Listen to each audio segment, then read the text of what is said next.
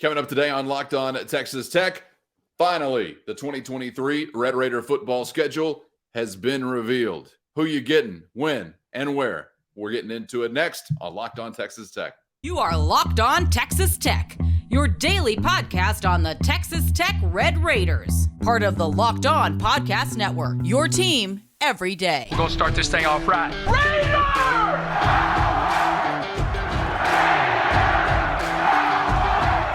Everything runs through Lubbock.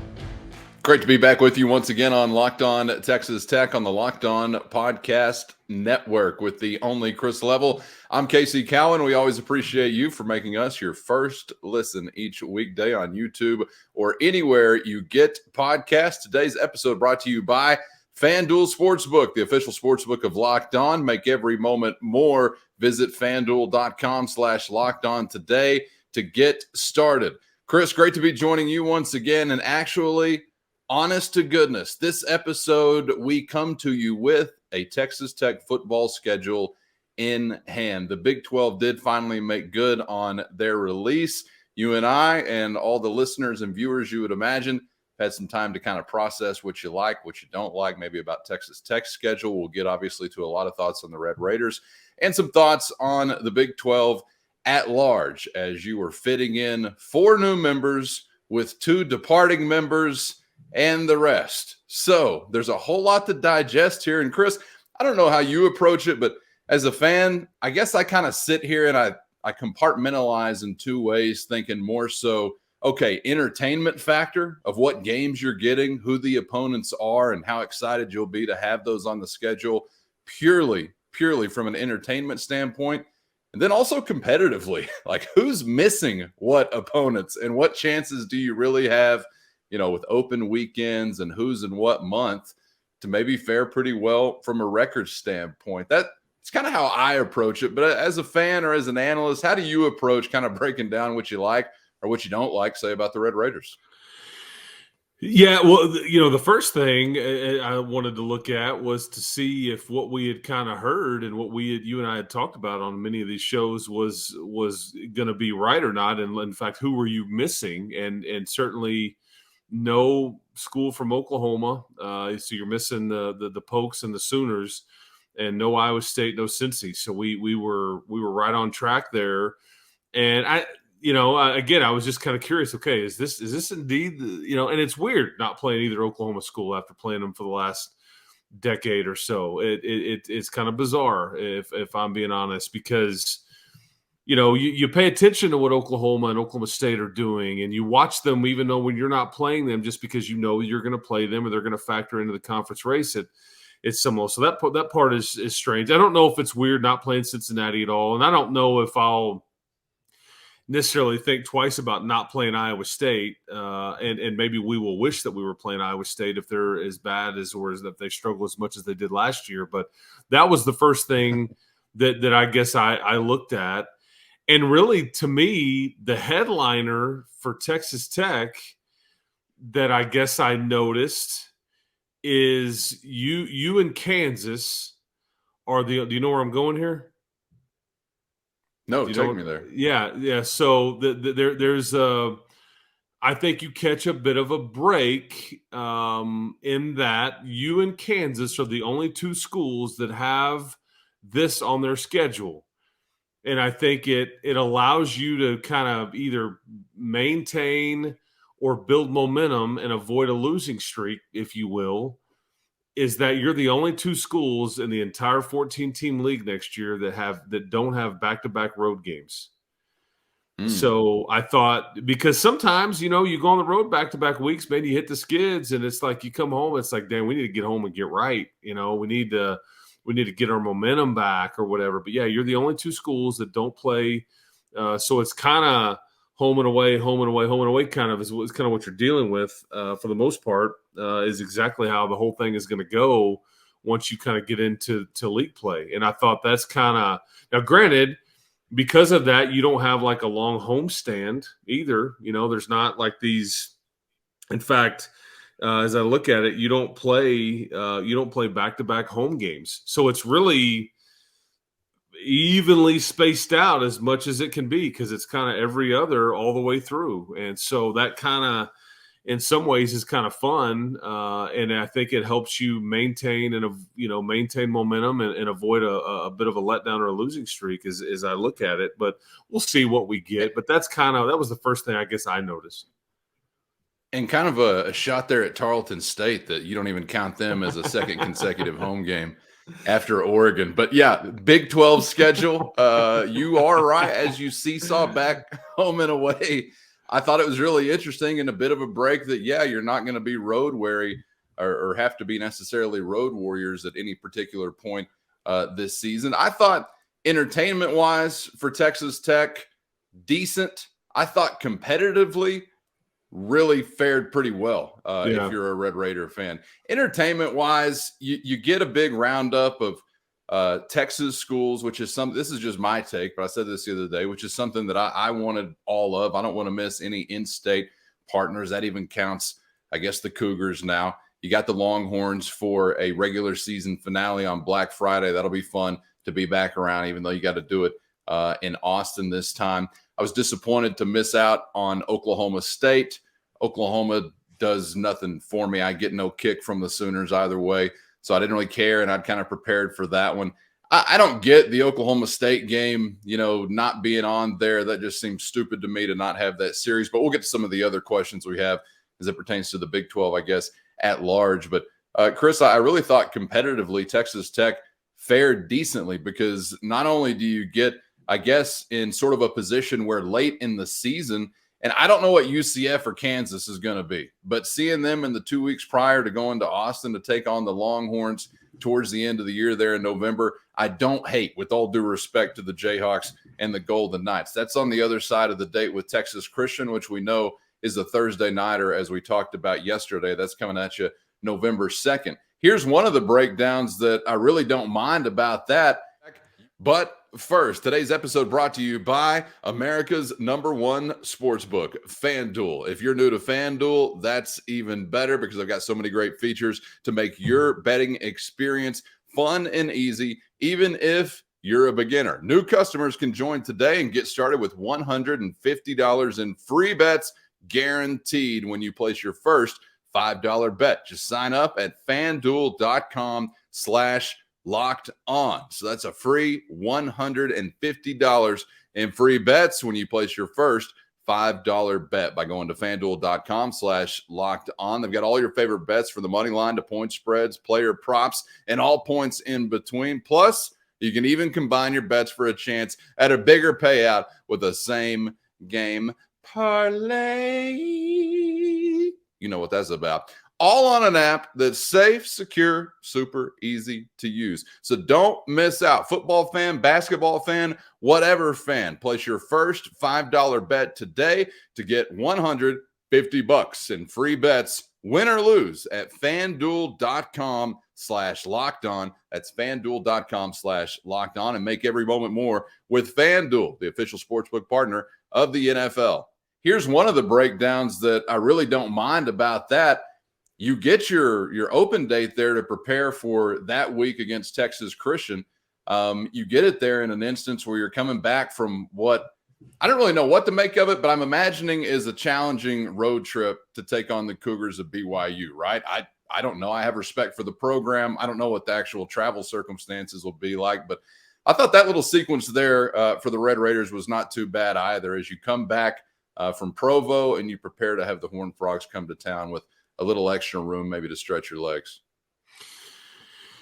Yeah, I think there's several things there I want to touch on, but I think you mentioned entertainment value and all that, because look, you're not going to have but 6 home games this year. This past season you had 7, and obviously Oklahoma and Texas are not part of your home schedule. However, I mean, it's hard for me to find, at least on paper.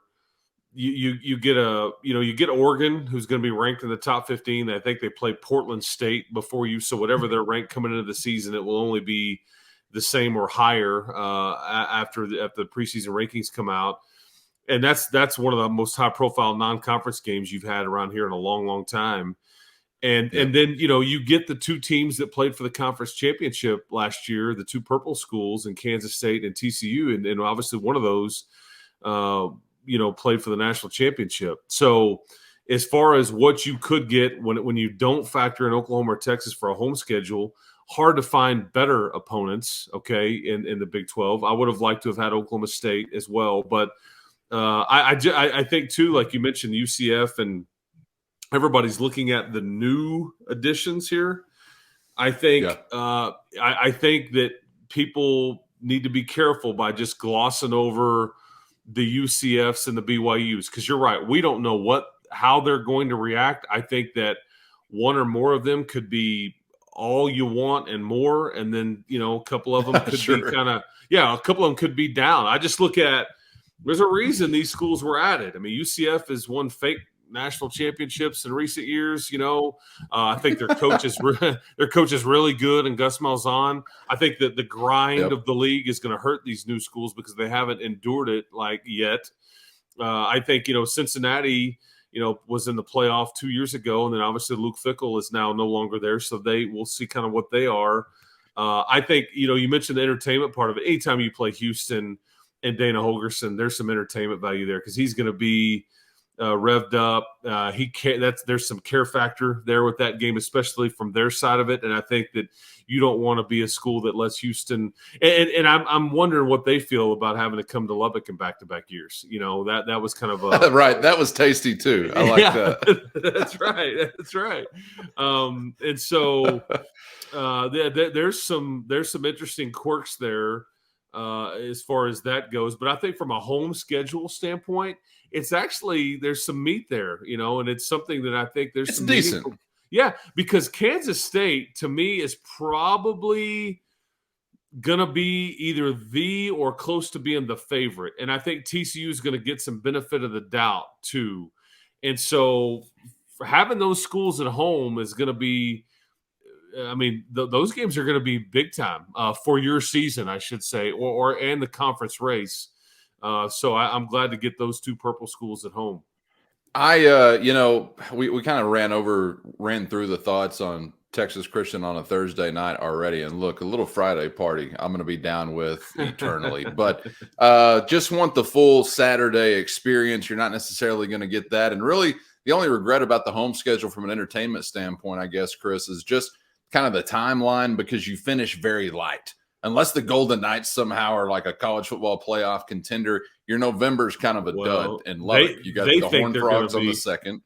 Yeah, I'm telling you. In West Virginia used to run the Big East. Yeah. If you remember, West Virginia used to go to the BCS too. Yes, they did. There's not a cockier or more confident fan base out there than the Central Florida group. So good luck to you. I mean, yeah. So we'll see, and maybe they are right, or maybe they just have no real concept of what they're getting into here. But I appreciate the swag, man. I appreciate the confidence. They certainly have had double-digit win seasons in recent years. They've produced really good coaches. Scott Frost was a good coach, I guess, until he left Central Florida. Then he just kind of wasn't. Josh Heupel certainly, and I think a lot of what Gus Malzahn does. So they will come in well coached, and Malzahn had all those years in the SEC, so he knows what he's getting into here. But I think it's going to be interesting, and I don't know how that game could be extremely meaningful because that's basically the Central Florida game is going to be your senior day. That's the last home game and home campaign you'll have of the 2023 season, and it could be extremely meaningful if you kind of have the season that some people around this program or this region feel like that you could. Chris, I kind of got half and half with what my wish list reflected for the Big 12 schedule. Here's how.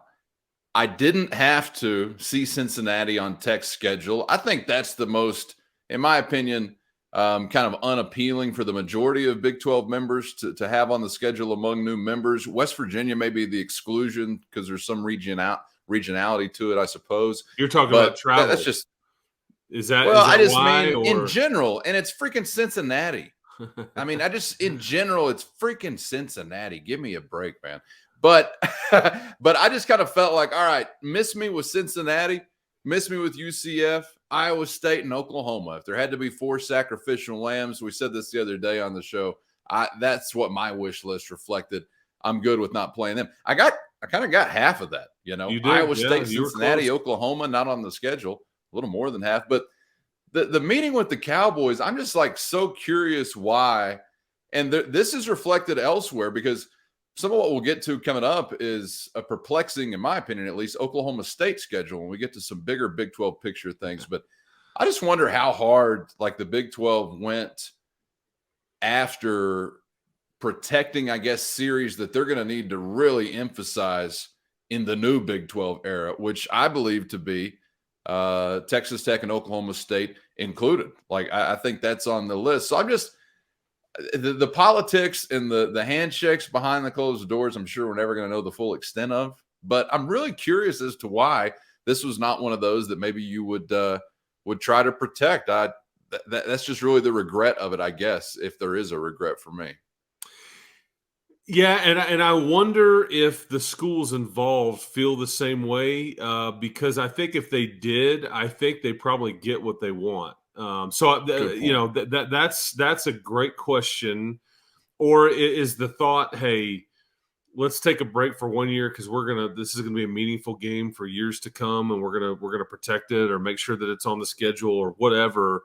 And so, do you mind if we skip it just for the 1 year? So because there's so many dynamics and dates and so many quirks in this thing, I don't even begin to like understand all the things that go into it on trying to make sure that somebody doesn't play on the road 3 or 4 weeks in a row or gets there's all kinds of goofiness there. So who the heck knows? But I just wonder if those schools either cooperated with that or if they were like, hey man, we don't care. I mean, it's whatever. But I think it's a point. Because I mean, if you're Oklahoma State, you're looking around, you're kind of like Texas Tech, and that's why I think you're suggesting this, and that Oklahoma will leave, Texas will leave, and you kind of look around, going, "Hey, what do you think about us kind of being rivals? What's your thought there? Because they're once Oklahoma leaves, who is Oklahoma State's kind of go to? Who's their? Would you like to hate one another? Would you like to join a mutual hatred?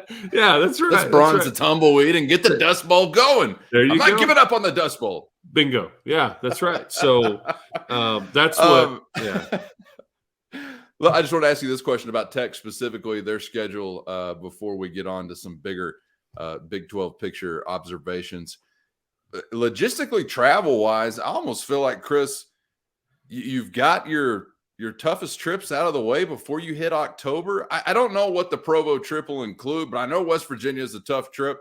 And I'm thinking Wyoming is a tough trip as far as the opener and just purely the drag of making the trip. Am I wrong there? Or how do you kind of see the breakdown? Because you did allude to the fact that you're spacing out some of these journeys. But on the other side of that date in Morgantown, I mean, you got Baylor on the road, BYU, Kansas, and you've got your neighbors in Austin. So I was curious about maybe getting some of that heaviest road lifting just logistically out of the way earlier as opposed to later.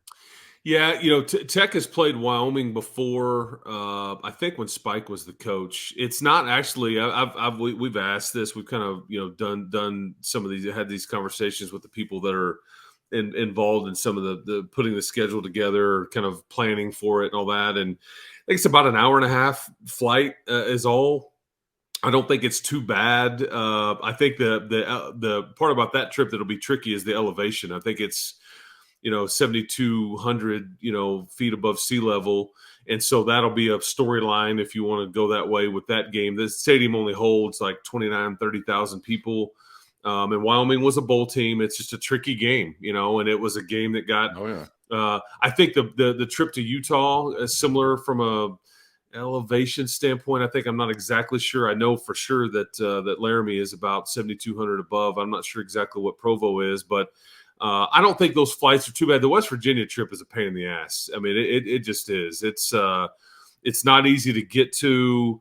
You either have to fly into what is like 30 minutes outside of Morgantown is like Bridgeport, or you fly into Pittsburgh, and you don't actually stay in Morgantown no matter where you fly into.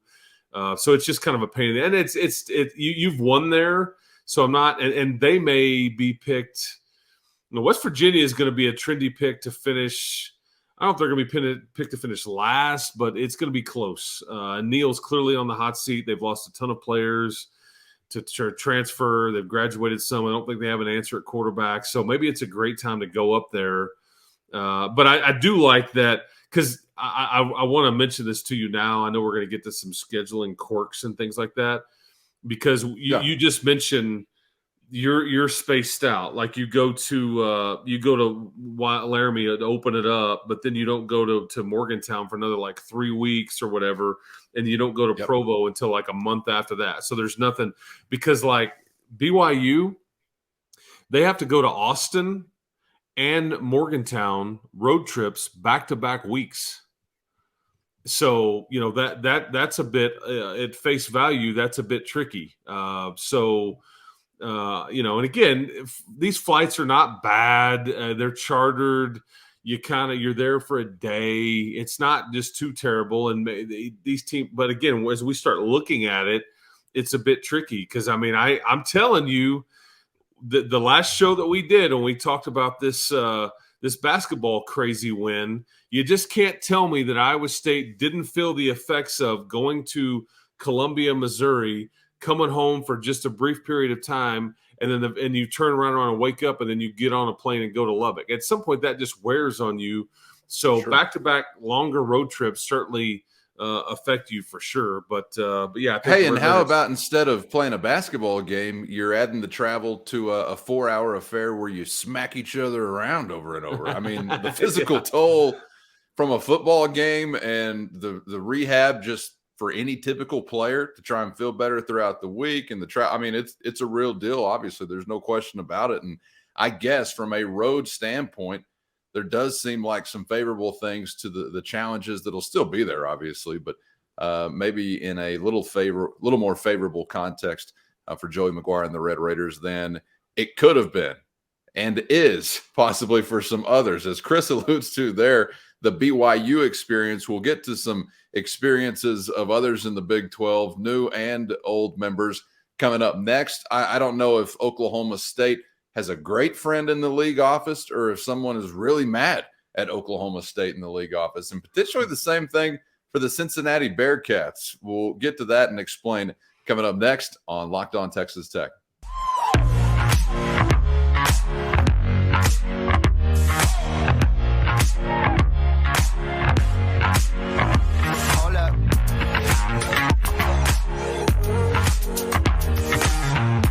Thanks for joining us on Locked On Texas Tech, coming at you from west of the 100th Meridian, where it's really going down in the great state. He's the only Chris Level. I'm Casey Cowan. Thanks for making us your first listen on YouTube or anywhere you get podcasts. Big 12 football schedules finally released. We know Texas Tech is facing who, when, and where. So that is just a relief, I think, for all of us at this point in time. But it does mean new conversations coming up on Locked On Texas Tech. So if you were sick of the Big 12 scheduling anticipation, fear not. There's a reason to come back because we won't have to talk about that again, at least until next time around, which probably be a little different experience as the Big 12 looks ahead to 2024 and life beyond the Longhorns and Sooners at some point, we think.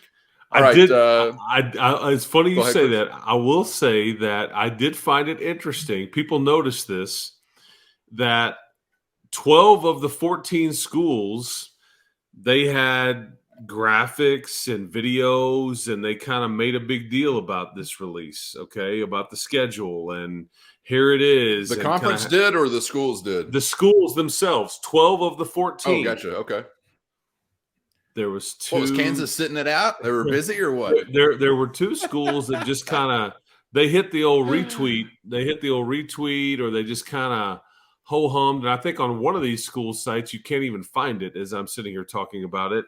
But yeah, Oklahoma and Texas didn't really want to play with the schedule release party. So I don't know what that's about. I feel like it's worth pointing out as you kind of watch them maneuver their exit here, but I just it didn't go unnoticed. I would say that. I don't know Let's start in the Sooner State here, Chris, with some of these quirks and odds and ends for You others going Oklahoma in the State Big 12 here? Conference.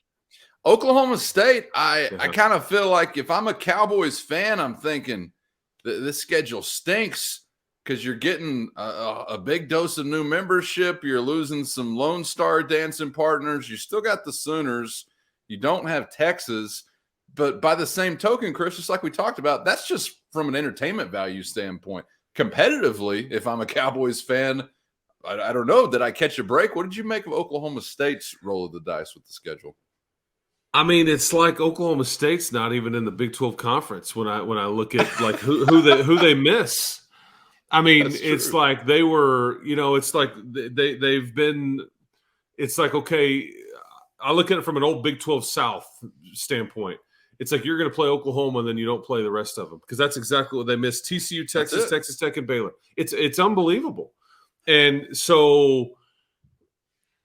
It's unfair in some ways in that, and look, I think there's people that will tell you that Oklahoma State's a bit of a mess right now. I don't know if I'm ready to buy into that solely just because everybody tries to write off Oklahoma State all the time, and then they end up just winning their fair share of football games more often than not. Bingo. Yeah, I mean, so don't be careful. Sleep on them just yet. Correct. I mean, if they're going to lean on Alan Bowman to quarterback them to a Big 12 championship, I don't know if I'm ready to sign off on that, but.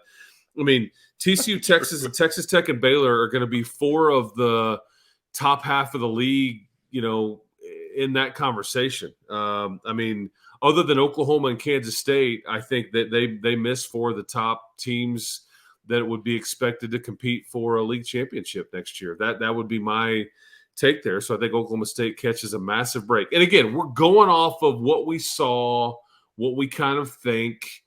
It'll all be different, but I just know in my heart of hearts, TCU is going to be pretty good. Okay, I don't know if they're going to be really good, but they're not going to be terrible, in my opinion. I think Texas, they're going to be pretty good. I don't know if they're going to be all world or if they're going to be, whatever, but it's not easy to beat Texas and give it. Now, granted, Oklahoma State has had their fair share, so maybe they don't catch a break here because they miss them. They're like, that's an easy win for us.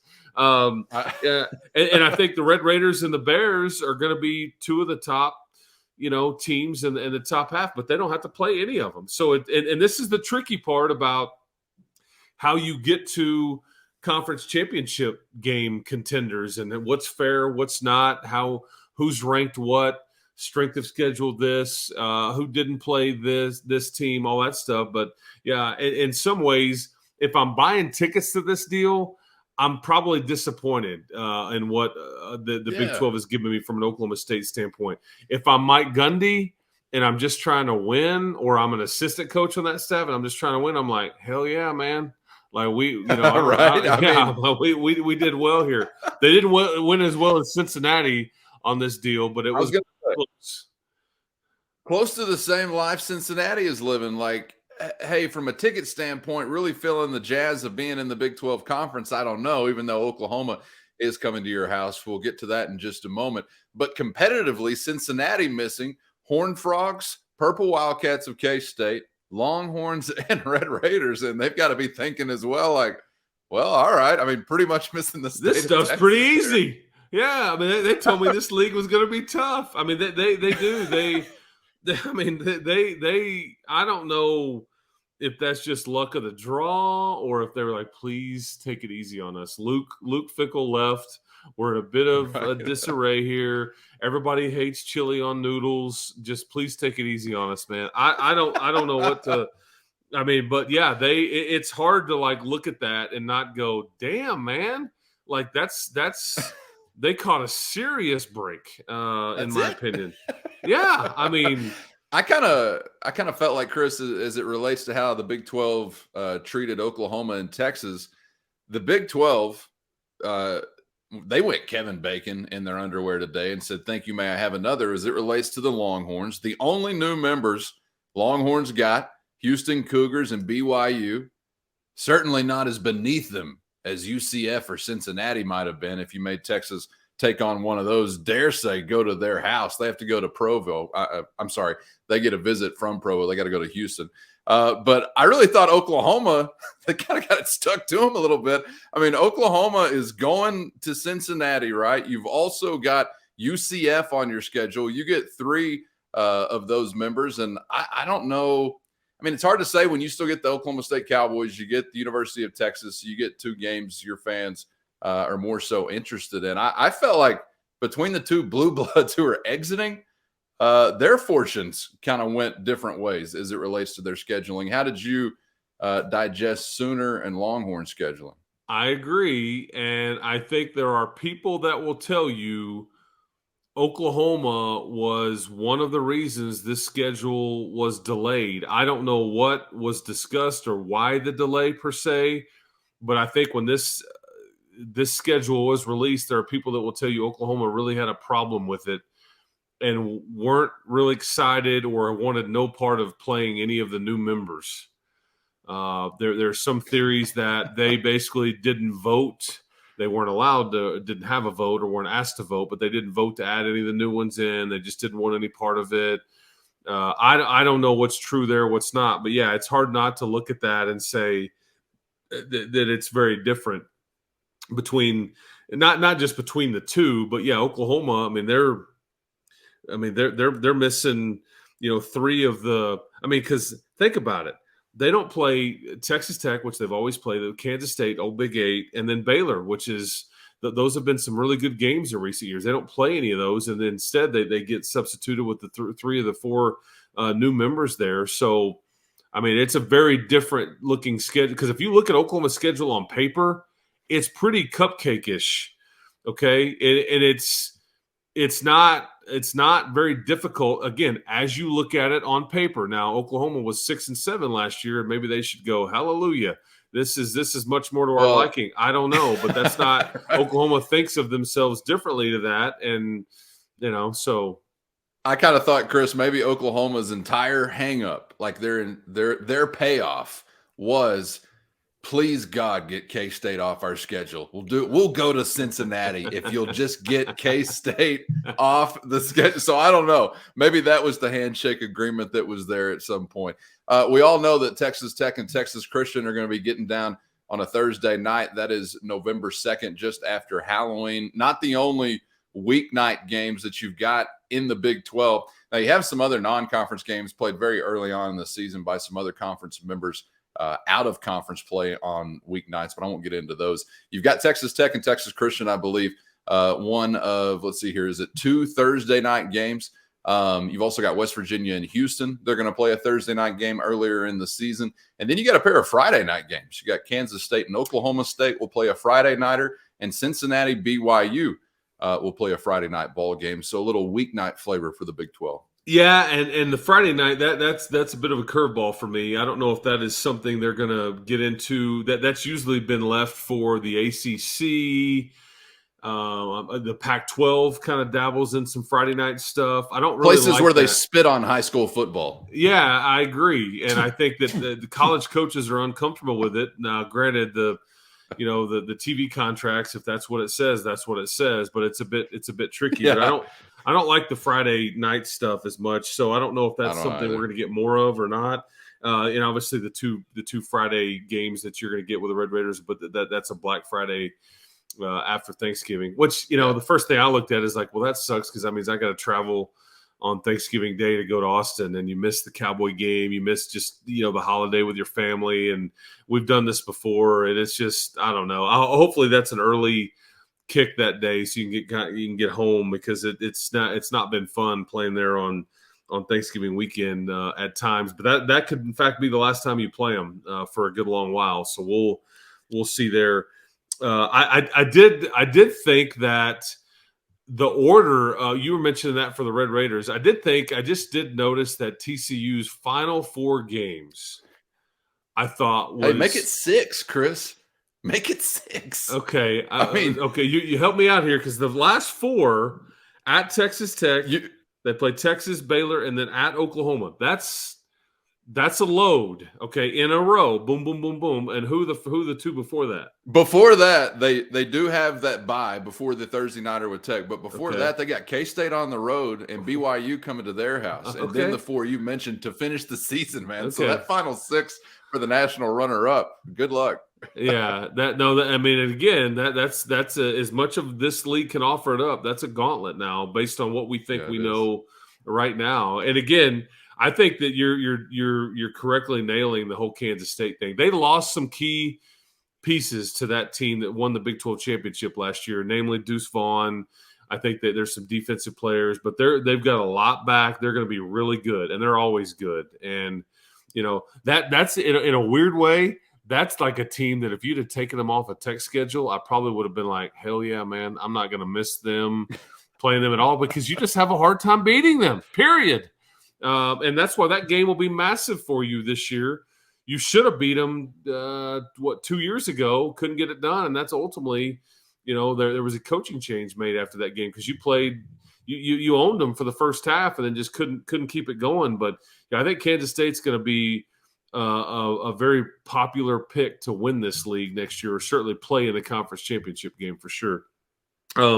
I did think too that you mentioned Oklahoma State is kind of being a winner because of what you mentioned at Texas, TCU, Texas Tech, and Baylor not being on their schedule.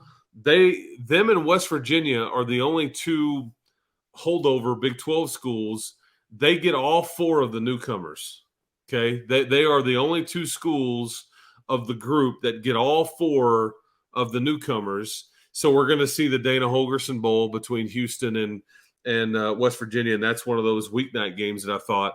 But I thought for West Virginia, I think it's interesting because maybe it'll feel like the Big East to them, but they get really all four of the newcomers toward the end of their schedule. And so if Dana, Neil Brown, Jesus, lost me for a second. But if Neil Brown is in fact on the hot seat, like I think, if those four newcomers aren't as good maybe as we're thinking, they may have caught a break and he can get right with kind of finishing with those schools. So I just thought that was interesting as you looked at, they're the only, Oklahoma State and West Virginia, the only two that get all four of the newcomers. So I guess I would say here's the final thing to kind of marinate on. And by the way, congratulations as well, before I get to that, to the aforementioned Dana Holgorsen and the Houston Cougars, who will not leave the state of Texas until October 28th, and then only twice for the season at large. So some nifty non-conference scheduling, and then I guess some fortuitous breaks in the Big 12 will have them home sweet home for the most part in the Lone Star State for damn near the entire season. So I'm sure they're not mad at that. But chew on this number overnight until we convene again on Locked On Texas Tech for whatever it is worth. So everybody had to miss four teams. There's a collection of four that you missed, whatever that collection actually looks like. And it was broken down. I think this was Max Olson that was breaking it down. I don't know if you saw this, Chris, by win total of the four teams that each team is missing from a season ago. I did see this. At the top of the list, Cincinnati, Oklahoma State.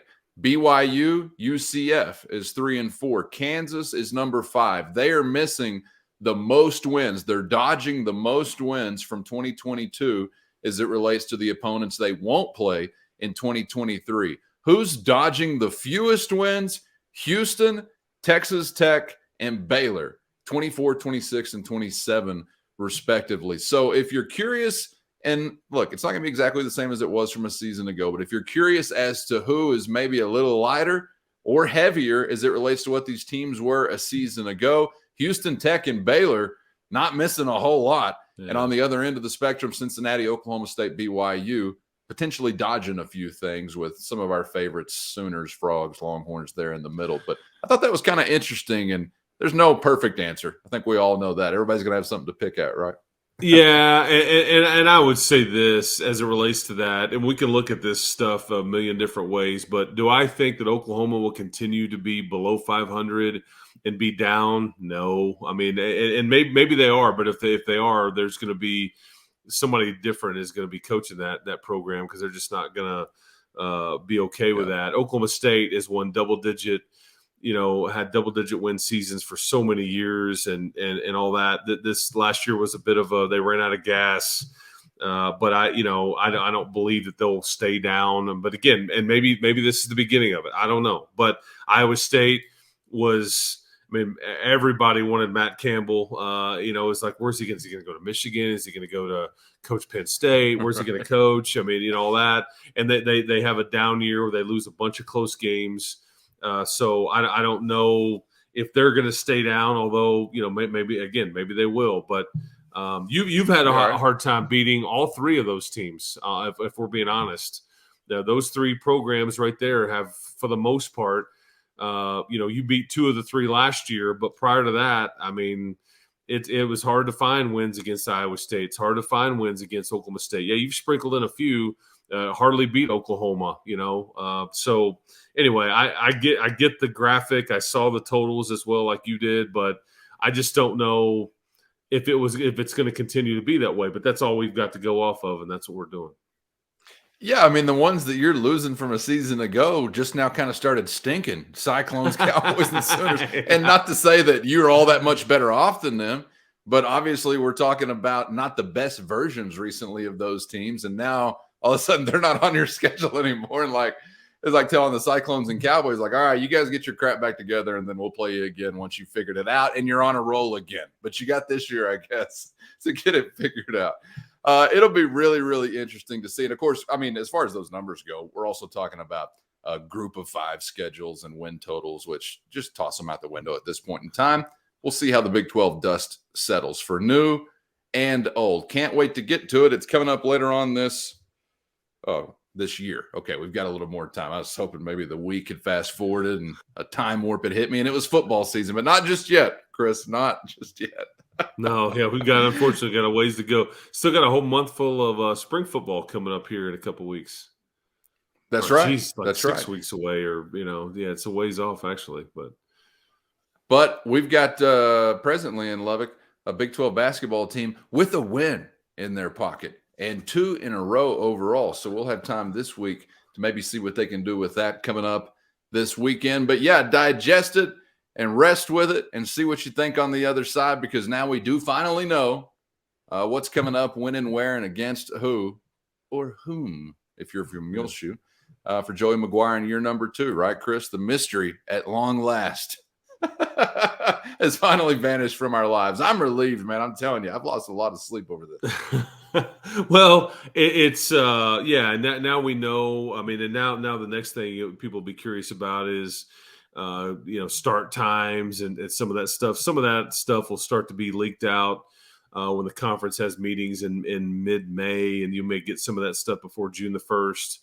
But that's really the what you're kind of focused on now is that Oregon game. The Wyoming game will get picked up by regional or national TV, and maybe that that Texas game on Thanksgiving, that they'll set a start time for that one. And the TCU game, you already know that's going to be a night kick and all that stuff, but that'll be the next layer to this deal. But yeah, glad that we're on this side of it. Hope everybody keeps hope alive. And again, a lot of expectations. If you start to look at the schedule and you start to see what people are saying and writing and everything, Red Raiders heavily, heavily thought of next season. It's kind of fun. I can't wait.